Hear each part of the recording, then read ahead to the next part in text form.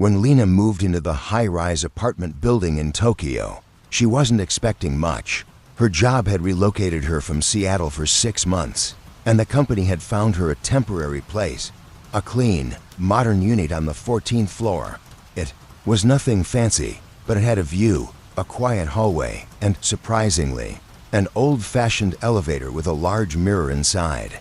The kind of mirror that fills the entire back wall. The kind that shows you everything behind you. The building manager, an older man with tired eyes, handed her the keycard and gave her a polite bow. Then, without looking her in the eye, he muttered in broken English, "If you ever come home late, never look in the mirror. Not after midnight. Just don't." Lena laughed awkwardly, thinking he was joking.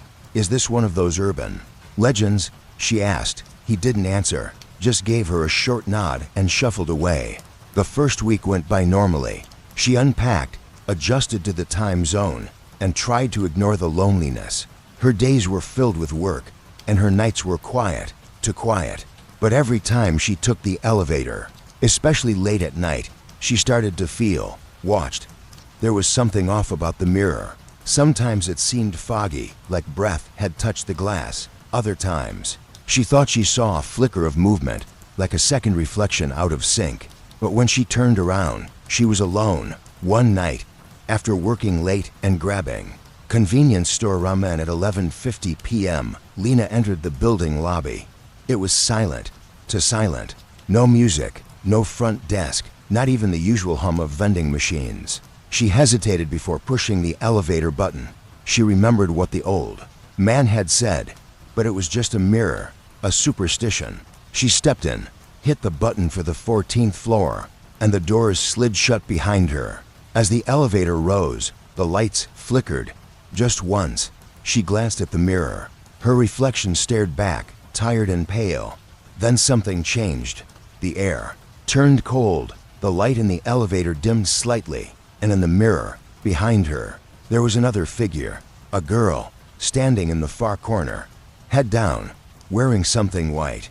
Lena froze. She didn't turn around. Her heart pounded so loud she could barely hear herself think. The elevator dinged at the 14th floor. She bolted out the doors without looking back. She didn't sleep that night. The next morning, she checked the building's online forums. Deep in a thread from years ago, someone had written, "If you ever take the elevator at exactly 12:01 a.m., don't look in the mirror. If you see her, don't turn around. If you make eye contact, she might decide to follow you out." Lena stared at the screen. Her hands were still shaking. That girl in the mirror, she hadn't moved. But Lena could have sworn the reflection wasn't just a trick of the light. It was looking back, and it knew she saw her. Asterisk. Lena couldn't stop replaying the moment. The girl's reflection, pale, still, unreal, had etched itself into her memory like a scar. Every time she blinked, she saw the shape behind her in the glass, that white dress, the long, black hair, the lowered face, and that feeling, the awful, sickening feeling that it had seen her too. She told herself not to panic. Urban legends fed on fear. Sleep-deprived, overstimulated, jet-lagged. She could explain it away, but that didn't stop her from taping over the bathroom mirror the next morning, just in case. Later that day, at work, she couldn't focus. She jumped at the sound of elevator dings. And worse, her co-workers noticed. "Rough night," someone asked casually. Lena just nodded. Couldn't sleep. That night, she left the office early. No way was she riding that elevator near midnight again. That at 10:15 p.m. She stepped into the building, took a breath, and pressed the call button. When the doors opened, she hesitated. The mirror inside was spotless again, almost glowing. "No one's there," she whispered to herself. "No one." She stepped in. The elevator started to rise, and that's when she noticed something that made her blood run cold. Her reflection wasn't matching her movements. Lena raised her right hand. In the mirror, the reflection hesitated, then raised the wrong one, like it was mimicking her, watching her. Deliberately, she stumbled back, slamming the stop button. The elevator jolted. Lights flickered again, and the reflection, DIDN single quotes T. just stared. But this time, it wasn't the girl in the white dress. It was Lena. but twisted. Her mirrored self had sunken eyes, an eerie smile curling just a little too high, and a slow, tilting head, like a predator studying prey. And then it moved closer to the glass, from the inside. Lena hit the floor button in a panic. The elevator jolted back into motion, racing to the 14th floor. The doors opened, and Lena ran. She didn't sleep that night, either. At 3 a.m., she finally dared to check the mirror in her bathroom. She pulled back the tape. Empty. Just her reflection. But as she turned to leave, the mirror flickered. Not her face, not even the twisted version. Just the girl in white. And this time, she was smiling. The morning after her terrifying elevator experience, Lena stood in front of her bathroom mirror, staring at her reflection longer than usual. Her eyes were bloodshot from lack of sleep, and her skin looked pale. But what unsettled her the most wasn't her appearance. It was the subtle twitch in her reflection's eye. She hadn't moved, but her reflection had. She backed away slowly, heart hammering in her chest. Every logical thought screamed hallucination. Maybe she was just stressed, sleep-deprived. But deep down, she knew it was something more.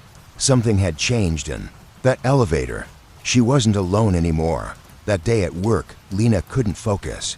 She kept glancing over her shoulder, jumping at every passing reflection in windows and computer screens. Something about mirrors, all of them, felt wrong now. It was as if each surface held not just her reflection, but a second version of her, one that was waiting.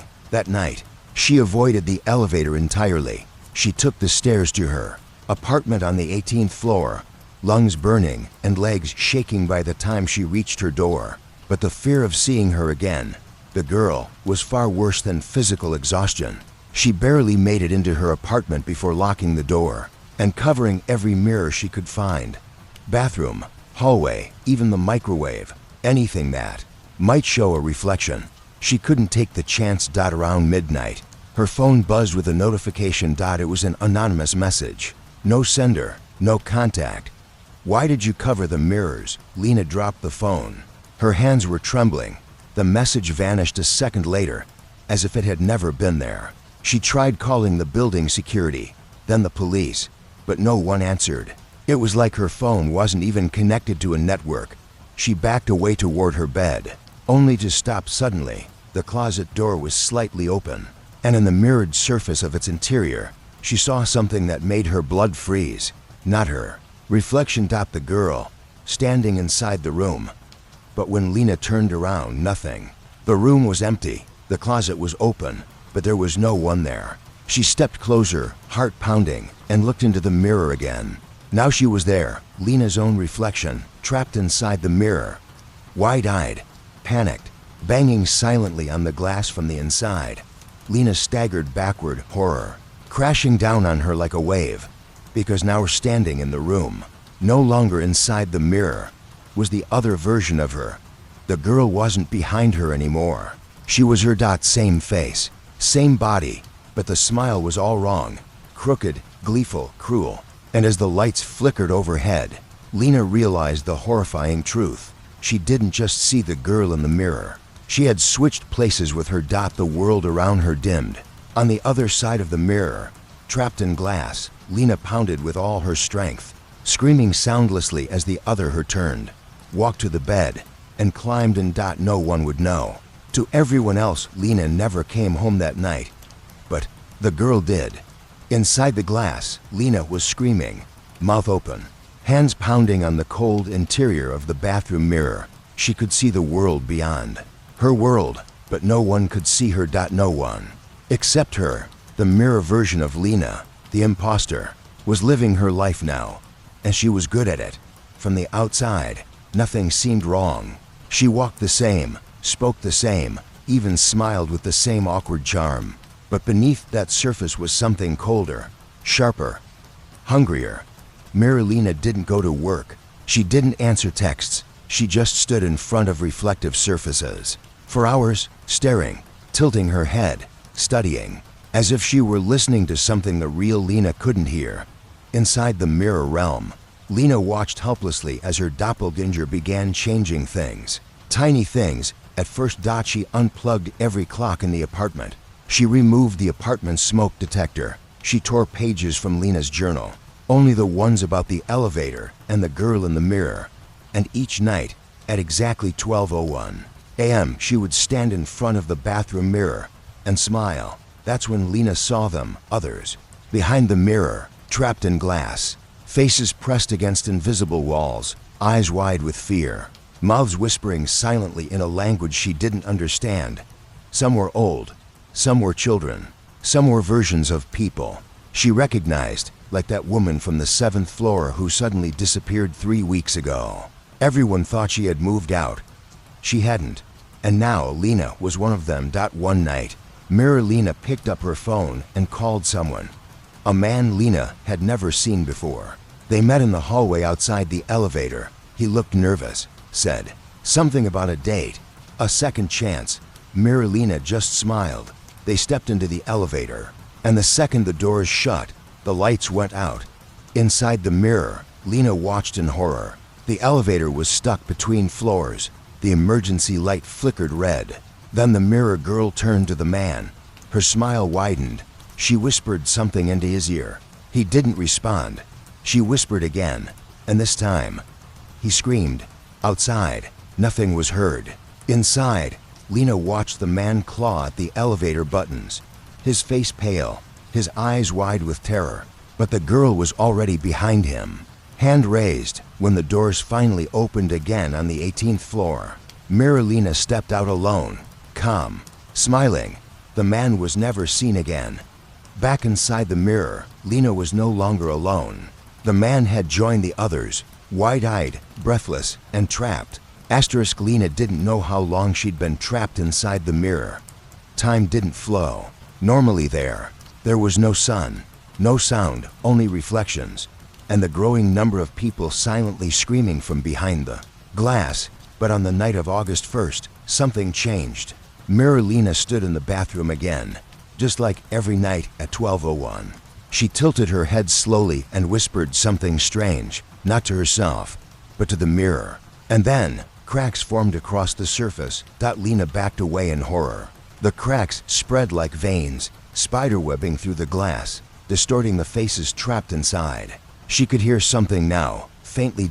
Tick, tick, tick, like a clock. Then she heard footsteps, heavy ones, approaching from beyond the mirror world, where there were no floors, no walls, just endless glass corridors.